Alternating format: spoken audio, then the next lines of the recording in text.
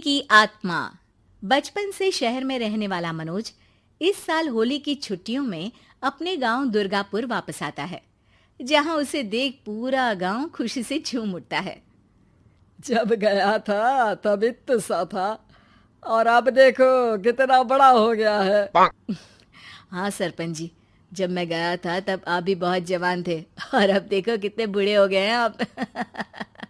चलो चलो, बढ़िया है। बच्चा घर वापस आ गया। इसी खुशी में आज रात पार्टी होगी। क्या बात है, गांव में भी पार्टियां होने लगी। वैसे अगर पार्टी की बात है तो आज क्यों सीधा होली पार्टी करते हैं। होली पार्टी की बात सुन चहल पहल में अचानक सन्नाटा छा जाता है, जिसे देख मनोज को कुछ अजीब लगता है, लेकिन तभी सरपंच बात पलट देता है। अब बहुत देर हो गई, चलो सब अपने घर चलो, पार्टी के बारे में कल सोचेंगे। मनोज भी मम्मी पापा के साथ घर आ जाता है, पर होली पार्टी और उस पर पूरे गांव की खामोशी वाली बात अभी तक उसके जहन से निकलती नहीं। पापा, होली पार्टी की बात पर सब चुप क्यों हो गए थे? अरे होगी उनकी कोई अपनी बात। मुझे गांव की पंचायती थोड़ी पता है।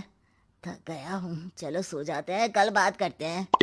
पापा की बात मानते हुए मनोज भी सोने चला जाता है। आज तो छुपा लिया, लेकिन हफ्ते बाद जब होली का दिन आएगा तब इसे कैसे रोकोगे? अगली सुबह सूरज के साथ ही मनोज भी गांव घूमने निकल जाता है, जिस पर रास्ते में उसे अपनी ही उम्र के कुछ लड़के भी मिलते हैं, जिनसे दोस्ती कर अब वो उनके साथ घूमने लगता है। इसी तरह कुछ दिन बीत जाते हैं और होली नजदीक आने लगती है। दोस्तों, होली में 4 दिन ही बचे हैं, पर गांव में उसकी कोई तैयारियां क्यों नहीं दिख रही? क्योंकि यहाँ होली नहीं मनाई जाती। अरे पर ऐसा क्यों? वो राजा भूषण। अरे तुम 4 दिन के लिए आए हो, क्या इतना सोच रहे हो? चलो कुछ खाने चलते हैं। इसी के साथ एक बार फिर होली की बात को टलते हुए देख मनोज को शक होने लगता है। वो घर पहुंचते ही इंटरनेट पर अपने गांव और राजा भूषण के बारे में जानकारी निकालने लगता है। क्या? मुझे आज तक ये नहीं पता था। ऐसा कैसे? किसी ने मुझे कुछ बताया क्यों नहीं? सारी जानकारी लेने के बाद मनोज गांव वालों या अपने मम्मी पापा से कुछ पूछे बिना खुद ही उसकी सच्चाई के बारे में छानबीन करने लगता है, जिसके चलते वो राजा भूषण की हवेली में पहुंचता है। वाह, क्या हवेली है यार। पर क्या यहाँ सच में कोई भूत है? हेलो भूत जी, कोई है क्या? हम इस साल गांव में होली सेलिब्रेट कर रहे हैं, क्या आप उस पर थोड़ा इंटरव्यू देंगे? मनोज के ऐसा बोलते ही गांव में तूफान उठ जाता है और हवेली में रखी सारी चीजें हिलने लगती है। एक अदृश्य शक्ति मनोज को धक्का देकर हवेली से बाहर निकाल दरवाजा बंद कर लेती है। ये सब देख मनोज हैरान रह जाता है। क्या अभी मुझे हवा ने धक्का देकर बाहर निकाल दिया? मेरे होते हुए इस गांव में कभी होली नहीं मन सकती, इसलिए दोबारा ऐसी कोशिश भी मत करना, अंजाम बुरा होगा।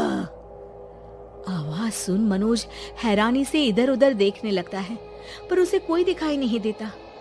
वो गांव वापस आ जाता है, जहां तूफान की वजह से सब कुछ तहस महस हो चुका होता है।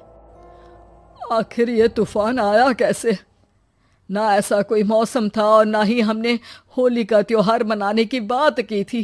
सरपंच की बात पर कोई रिएक्शन दिए बिना मनोज चुपचाप अपने घर चला जाता है।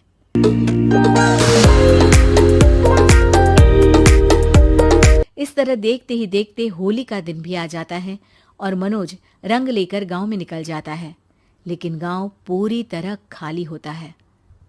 अरे त्योहार का दिन है, धूमधाम की जगह मातम क्यों मनाया हुआ है? मनोज की आवाज सुन सब अपने घर की खिड़कियां खोल के घर के अंदर से ही उसे वापस जाने के लिए कहने लगते हैं, पर वो किसी की नहीं सुनता। तुझे पहले भी समझाया था, अगर होली खेलने की कोशिश भी की तो अच्छा नहीं होगा। अरे बात मान लो बेटा, तुम्हें सच नहीं पता। मुझे सब पता है। सालों पहले इस राजा ने एक अंधविश्वास फैलाया और आप लोग आज तक उसे मानते आ रहे हो। अरे बेटा, जब तुम पैदा भी नहीं हुए थे उससे भी बहुत पहले से इस गांव पर होली का श्राप है। अगर गांव में होली का त्योहार मनाया जाता है तो प्रलय आना पक्की बात होती है। राजा भूषण इस सब में नहीं मानते थे और त्योहार मनाने लगे, जिसके चलते होली वाले ही दिन पहले उनके बेटे की और फिर उनकी मृत्यु हो गई। तभी से गांव की रक्षा के लिए उनकी आत्मा उस हवेली में रह रही है। सबकी बातें सुन मनोज उलझन में पड़ जाता है। सोचना भी मत मनोज, अगर तुमने इस परंपरा को तोड़ने की कोशिश भी की तो उसका परिणाम इस गांव और गांव के लोगों के लिए अच्छा नहीं होगा। मुझे भी यकीन नहीं हो रहा कि आप लोग एक बेतुकी बात को मानकर सालों से रंगों के त्योहार को मातम की तरह मनाते आ रहे हो। मनोज किसी की कोई बात ना मानते हुए पूरे गांव में रंग बिखेर देता है, जिसके तुरंत बाद वहां तूफान के साथ बिजलियां गरजने लगती है। अचानक मौसम में ऐसा बदलाव देख जहां मनोज कंफ्यूजन में आ जाता है, वहीं गांव वाले डर से सहम जाते हैं।